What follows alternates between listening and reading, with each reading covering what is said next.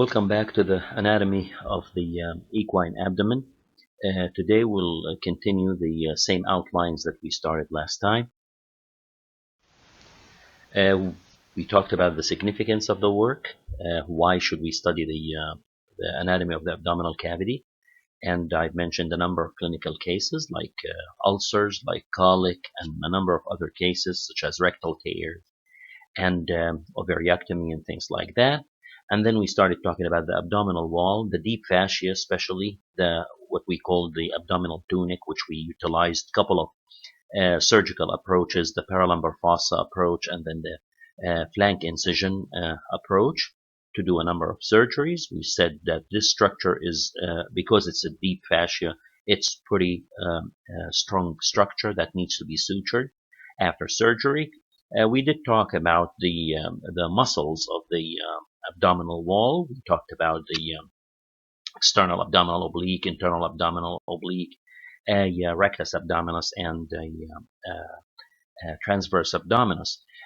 We also mentioned that we have a lymph center that we will encounter when we remove the skin from the abdominal wall, and this is this lymph center we call the subiliac lymph nodes, which is located basically caudal and ventral to the cutaneous coli and dorsal to the stifle joint, cranial to the tensor fascia lata. As we also said that it drains the superficial parts of the hip, thigh, and flank, and they send afferent lymph vessels to the lateral iliac lymph nodes and in the abdomen.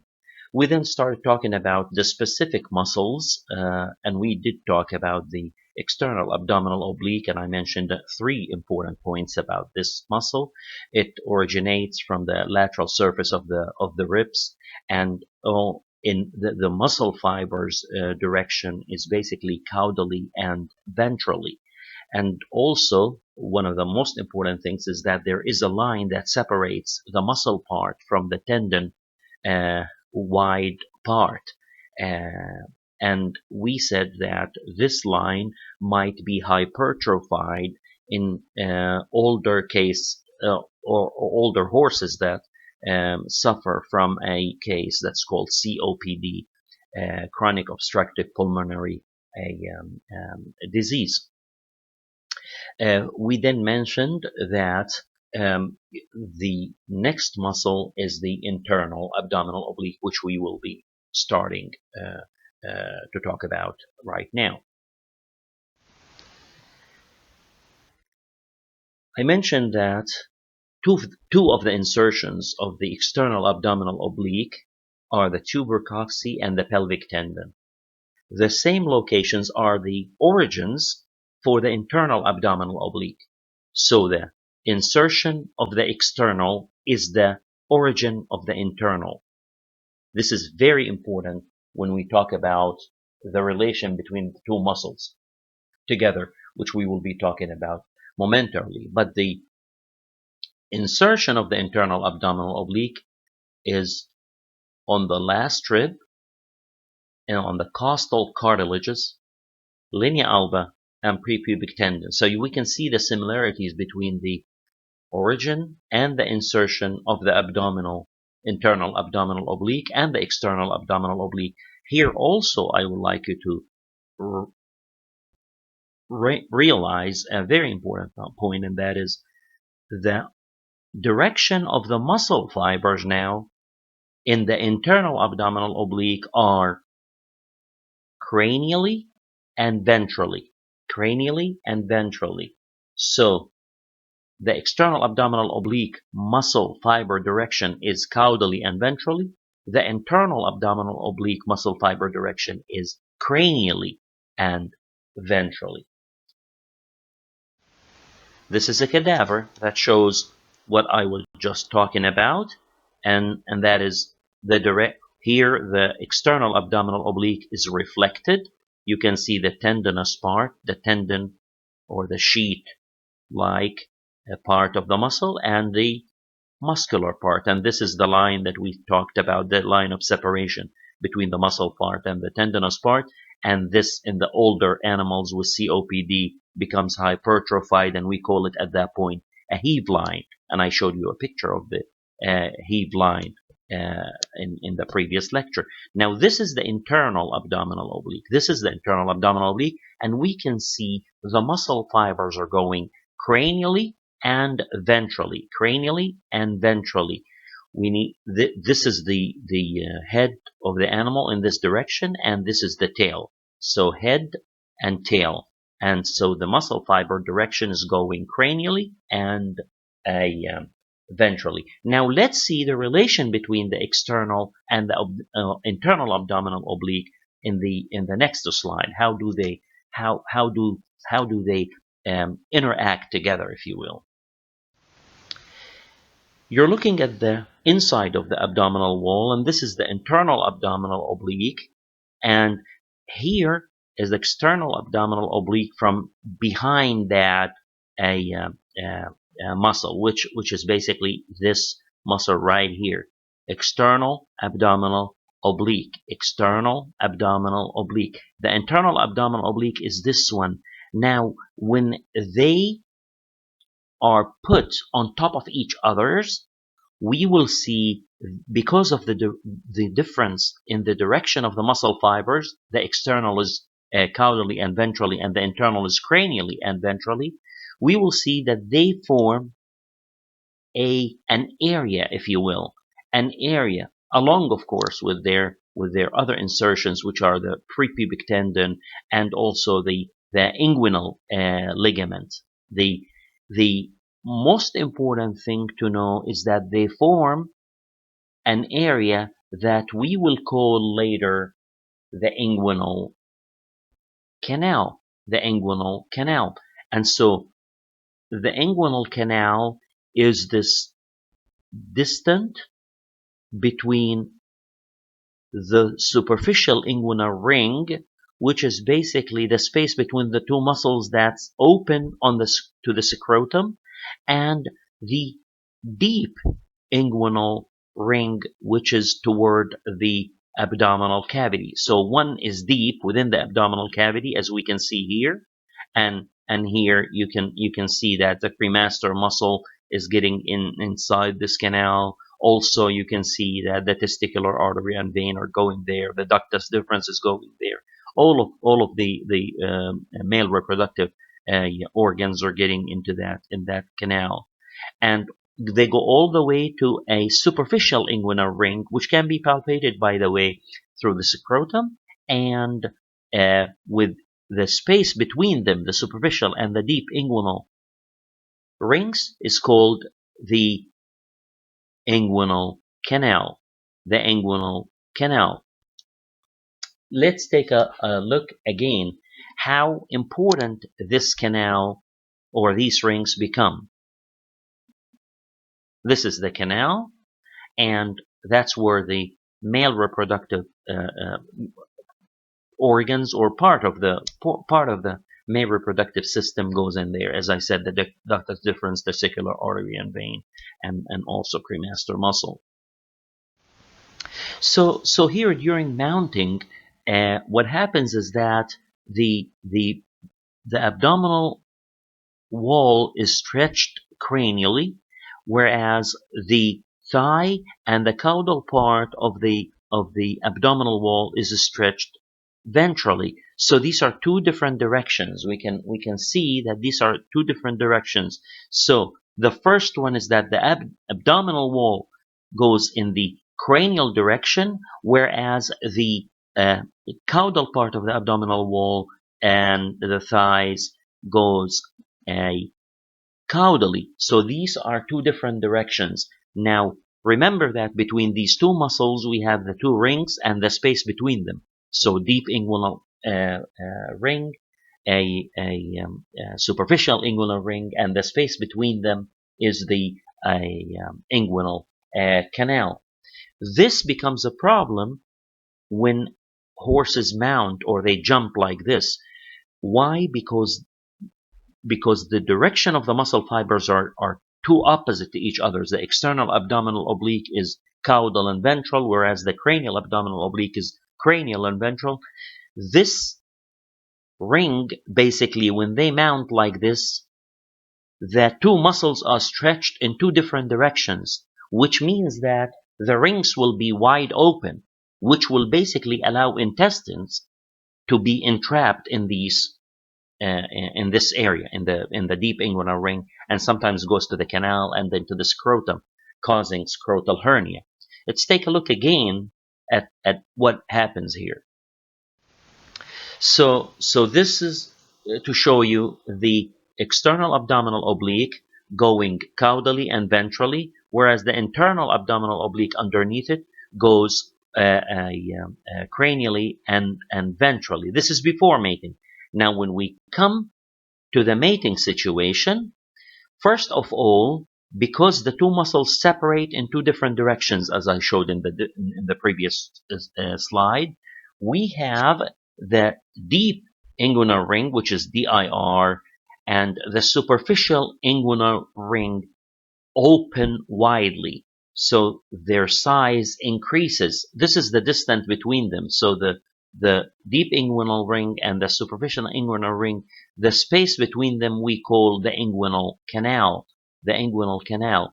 When we have and here's a picture of an actual horse.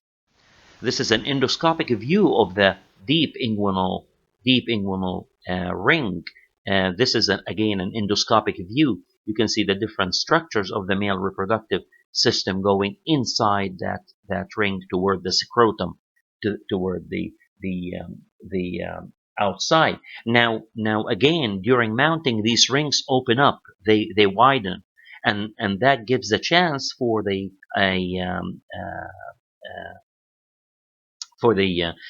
intestine to get entrapped in here. We call that scrotal hernia. This is a case of scrotal hernia. The scrotum is basically full of intestine. We can see this in the diagram right here. So this is the relation between the internal and the external abdominal oblique is extremely important, because during mating, before mating, they form what we call deep inguinal ring, superficial inguinal ring, and inguinal canal. During mating, these rings open up and widen because the two muscles have two different directions of the muscle fibers. One is caudally and ventrally, the other one is cranially and ventrally, external and internal abdominal oblique, respectively. So when the muscles of the abdomen stretches, they stretch in two different directions, which gives a chance for the rings to open up. And when the rings open up, the intestine gets entrapped, especially small intestine, because they're too long and they are also freely moving almost. So that case is called inguinal hernia. So these are the two muscles, internal and external abdominal oblique. Now we have to go to the third muscle. Third muscle is the transverse abdominis. Transverse abdominis. And you can see it's going from the transverse processes, the last strips and the lumbar vertebra, all the way to the linea alba in the ventral midline, all the way to the ventral midline, or the linea alba. The next muscle after the transverse abdominis is the rectus abdominis. Rectus abdominis. This is the rectus abdominis muscle. And the rectus abdominis muscle originates from the fourth to the ninth intercostal spaces in here and sternum, and it inserts on the prepubic tendon and accessory ligament, as we have seen earlier in the prepubic tendon, the accessory ligament. In the prepubic tendon, this one right here, and the accessory ligament. This will become very important. Now we can let's take a look now. Let's take a look now at how do these muscles get together and form the abdominal wall. We're gonna look at a very important section of the abdominal wall, and that is how we're gonna do it basically, or how we're gonna look at the structures if the horse is on dorsal recumbency. So basically, you're putting the horse on its back so you can operate through the linea alba, through the abdominal cavity. Let's take a look at the different layers that makes the linea alba. This is basically how So the horse is laying on its back right here, and this is the abdominal wall. We start cutting the skin, the very first layer, the skin. Underneath that, we have the subcutaneous fat, which is vascularized, by the way. It has blood vessels, and sometimes when you insert the needle to try and collect some peritoneal fluid, you have a chance to injure some of these blood vessels and contaminate your sample. So you have to be very careful. Then you have the external abdominal oblique, sorry. After that, the internal abdominal oblique, the transverse abdominis, and then the transversalis fascia, followed by the peritoneum, Now, this is the rectus abdominis is basically located on both sides of the abdominal wall. Now, in the ventral midline, right here, in the very ventral midline, right on the ventral midline, is what we call the linea alba, which basically a collection, if you will, of insertions for the external and the internal abdominal obliques and the other muscles. Let's take a look at how is the linea alba formed, and this will basically show you how the structure is very strong, extremely strong. Now, this picture shows the four different muscles and their insertions and how they form the linea alba. We have the external abdominal oblique going caudally and ventrally, whereas the internal abdominal oblique goes cranially and ventrally. Both of them form the external lamina of the rectus abdominis, RA, and then we have the transverse abdominis, which goes all the way to the ventral midline from the transverse process of the lumbar vertebra, all the way to the linea alba to form also the internal lamina of the rectus abdominis muscle. Now the point is that all of these four muscles meet in one single structure. All four abdominal muscles meet in one single structure in the abdominal wall, and this structure is called the linea alba. This structure, as I mentioned and I showed you in the previous slide, this is a very important structure because all of your ventral midline ciliotomy procedures in equine are done through the linea alba. It's a very strong structure, therefore it must be sutured. Well, first it must be opened pretty carefully, and then after you do the surgery, it must be closed pretty tightly and pretty accurately, as I will mention later when we talk about colic. So this is a very important concept. The linea alba is the meeting point for the insertions of all of the muscles in the abdominal wall, especially the external, internal abdominal obliques and the transverse abdominis. Very important structure, very strong structure. This will include our discussion about the muscles of the abdominal wall in the equine patient. Now we will move to the last part of the points that I mentioned earlier, and that will be the abdominal topography. We finished the abdominal wall, we finished all the procedures that we can do there. Now we go to the abdominal topography. What's inside the abdominal cavity? That's basically what we will be discussing.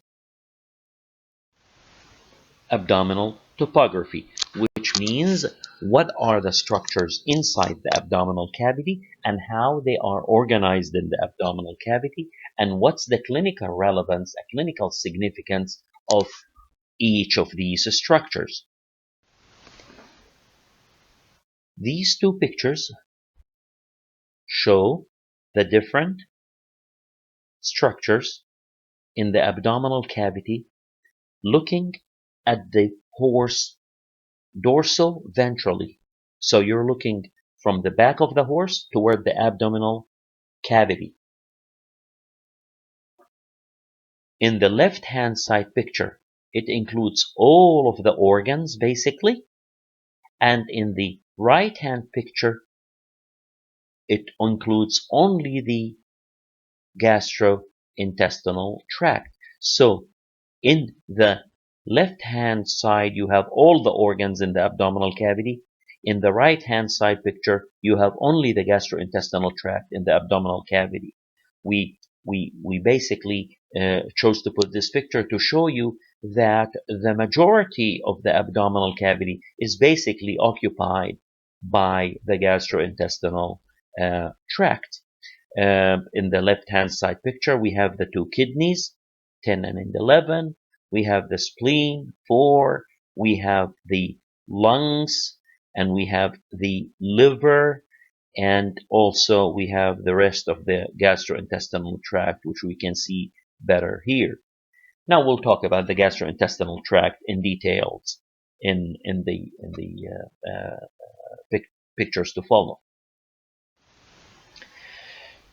This picture shows the organs in the abdominal cavity in the from the left-hand side. From the left-hand side, and here we will see that the gastrointestinal tract again occupies almost 2/3 of the abdominal cavity. We also have the spleen, the stomach, and the liver here. Looking at the right-hand side of the abdominal cavity, again the gastrointestinal tract seems to occupy most of the abdominal cavity. We also have here the right kidney, and we have also the liver. So this is basically to show you that the majority of the abdominal wall is occupied by the gastrointestinal tract, and therefore what we will do after that is basically a talk more in details, if you will, about the gastrointestinal tract and the clinical relevance that this system has in the abdominal cavity. So next we will talk about the gastrointestinal tract of the horse. First, we will take it apart and talk about it, and then we're going to see how each of these parts is located in the abdominal cavity, and how we're gonna utilize it basically from a clinical standpoint. So first we will talk about it in general, the different parts, and then we will talk about which part resides on the left-hand side and which part resides on the left-hand side. And then after that, we will talk about each of the parts separately, where it's located, what's the clinical relevance of that part, etc. So let's take a look at the gastrointestinal tract in general now, as a whole system in the abdominal cavity. This is a picture showing the whole gastrointestinal tract of the horse. So we'll go through the different parts in a chronological order. First, we have the mouth all the way to esophagus, and then we have the stomach, which resides on the ventral midline slightly to the left. Then we have the duodenum, which resides on the right-hand side. It turns at the level of the base of the cecum, and it gives the long jejunum, contains wide mesentery, and then ends up with the very short ileum. This is the end of the small intestine. So duodenum, jejunum, and ileum. After that comes the large intestine, which starts with the large cecum, which resides on the right-hand side of the abdominal cavity. Then comes the right ventral colon, which turns at the sternal flexure to become the left ventral colon. After that, the left ventral colon bends. It doesn't change directions, but only bends at the level of the pelvic flexure to become the right or the left dorsal colon. Left dorsal colon continues at the level of the diaphragmatic flexure to become the right dorsal colon. The right dorsal colon gives the transverse colon, and the transverse colon continues as the small colon and ends up as the rectum. Let's repeat that one more time. So we have the esophagus, which ends at the stomach. The stomach is located on the ventral midline, slightly to the left. Ventral midline of the abdominal cavity, slightly to the left. And then this gives the duodenum, which is on the right-hand side. It bends at the level of the base of the cecum, and it gives the jejunum with wide mesentery and long intestine. Ends up with the ileum. This is the end of the small intestine, duodenum, jejunum, and ileum. After that comes the large intestine, which is the cecum, resides on the right-hand side of the animal. Then the right ventral colon. The right ventral colon turns at the level of the sternal flexure to become the left ventral colon. The left ventral colon bends at the level of the pelvic flexure to become the left dorsal colon.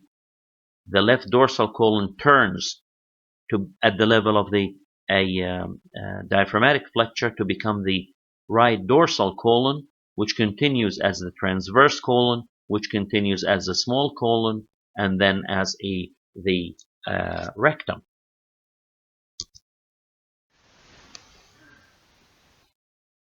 If we take a look at the right-hand side, we will have the cecum, and we will have the right ventral colon in the abdominal cavity, and the right dorsal protected by the ribs or the rib cage. This is the right hand side. We also have the duodenum, as we can see, that turns to become jejunum at the level of the base of the cecum. So basically, what we can see is we can see part of the cecum and part of the large ventral colon. When I say we can see, that means we can put the stethoscope and hear the gut sounds in these two organs, the cecum and the ventral colon. Cecum and ventral colon. The rest, you cannot hear them. On the left-hand side of the abdominal cavity, we will see the left ventral colon, the left dorsal colon, and the freely moving pelvic flexure. So the left ventral colon, the left dorsal colon, and the pelvic flexure.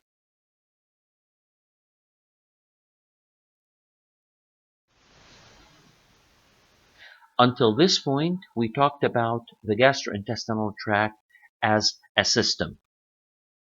From now on, we will take each of the gastrointestinal tract's parts and we'll talk about it individually, talking about the importance of it from both an anatomical as well as a clinical standpoint. So next time, we'll start with the very first part of the gastrointestinal tract, the stomach.